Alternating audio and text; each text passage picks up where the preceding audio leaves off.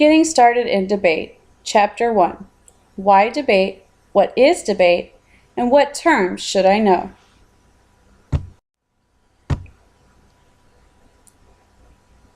Some of the reasons why we learn debate are public speaking skills, critical thinking skills, leadership skills, investigation and analytical skills, open-mindedness, thinking on your feet, organizational skills, critical listening skills, self-confidence, teamwork and cooperation, and fun.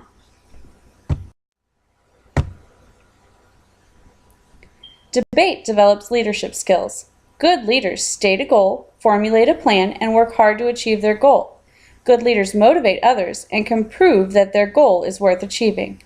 Society needs individuals who can analyze a problem, win others' agreement under stress, and convince others to act. Many people who have become leaders were debaters while they were in school. According to Getting Started in Debate, 100 out of 160 high-ranking leaders were debaters in school, and all 100 said they found their debate experience to be helpful in their careers. Debate develops investigation and analytical skills. Many people speak of change, but in general, people do not have enough information to propose a solution. Often, they don't know where to look for that information. Debaters acquire a better than average knowledge of current problems and acquire the skills needed to critically analyze those problems and propose solutions. This prepares you to meet the challenges of the future.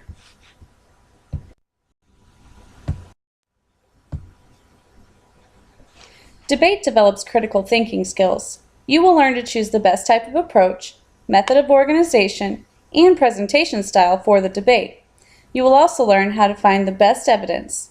You will learn to evaluate evidence on both sides of an issue, and you will learn to evaluate the worth of an argument.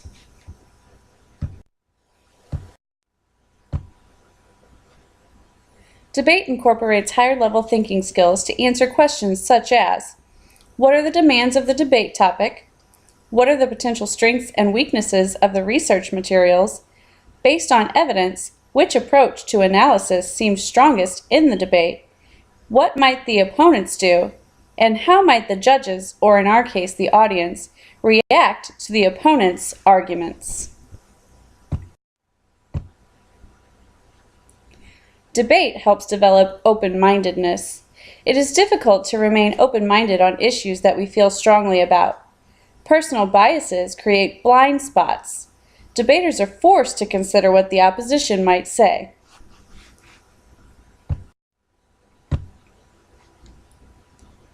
Debate develops open-minded questioning.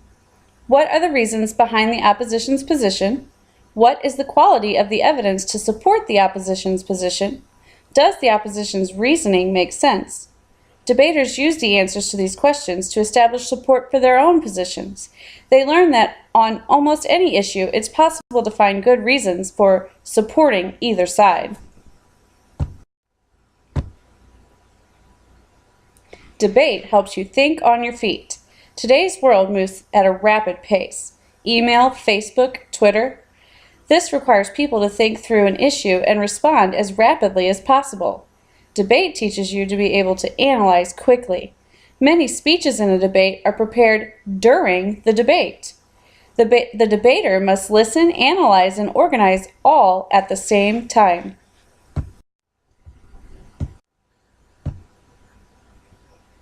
Debate develops public speaking skills. Debaters learn to select, arrange, and present their materials according to the best principles of public speaking. You, as a debater, will debate in front of an audience, and you will learn to adapt to that audience.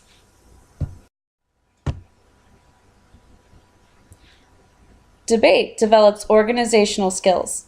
Debaters learn to organize arguments so that ideas are easy to follow. Unorganized arguments are confusing and less convincing. Therefore, debaters are forced to learn to think about what will be the most clear and easy to follow way of presenting information to the audience. Debaters learn how to be clear and convincing. Debaters learn to prioritize their arguments. Debaters think of more arguments than could fill their time slot and then organize them based on priority. Debaters make sure that the most convincing argument is heard, and they leave the less convincing arguments out. They may even arrange it so that their most convincing argument falls at the end of their speech and is therefore the most remembered.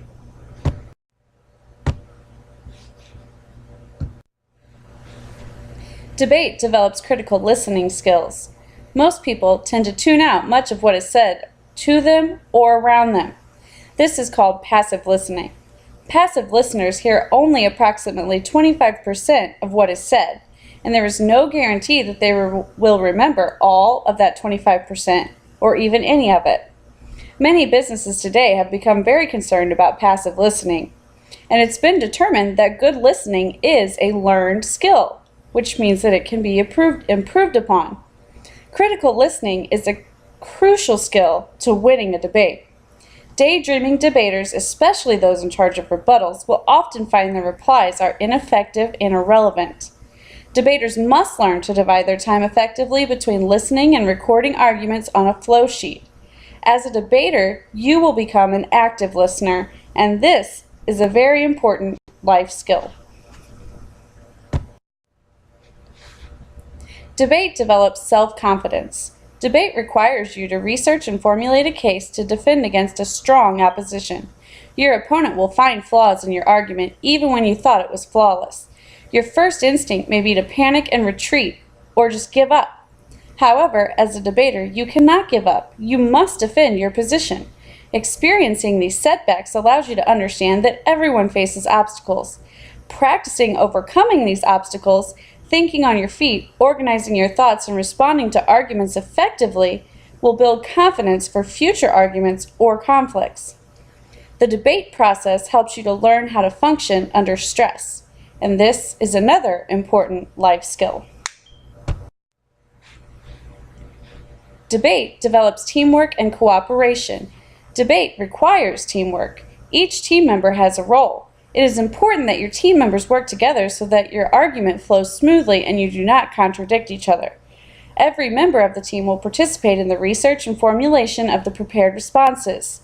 You will learn to compromise, you will learn to cooperate, and you will learn that several minds together is better than one mind alone. Again, the ability to work well with others is a valuable life skill. Finally, debate is fun. There are many academic reasons to debate, and you'll learn very valuable life skills during a debate. However, the truth is that debate can be downright fun. You might not think that debate is fun at first, during the preparation stage, or even while you're listening to this video. However, if you put in the effort, it will most definitely pay off.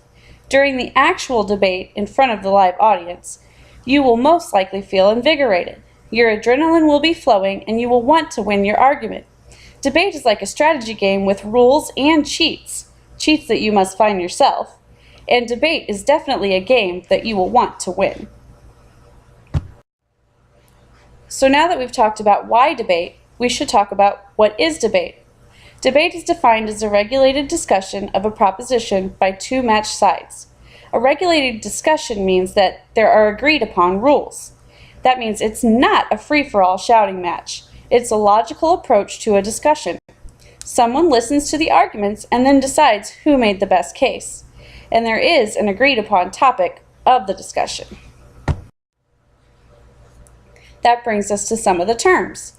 The topic of discussion is called the proposition, a statement that is open to interpretation. Here's an example of a proposition. Resolved. Appropriate dress for school should be left up to the individual student. Notice the resolved at the beginning of the proposition. This is how all propositions are stated.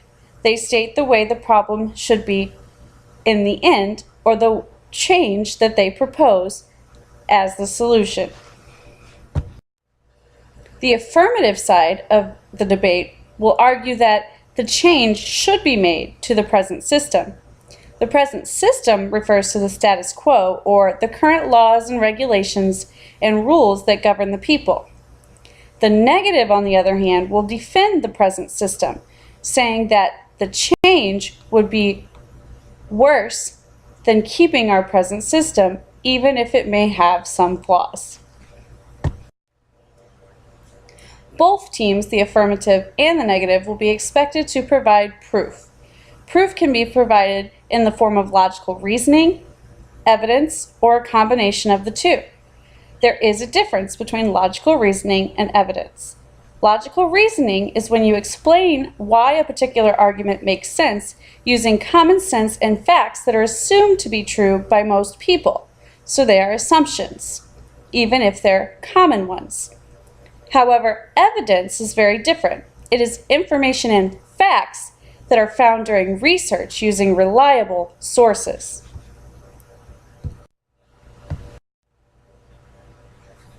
The information in this slideshow was taken from the book Getting Started in Debate.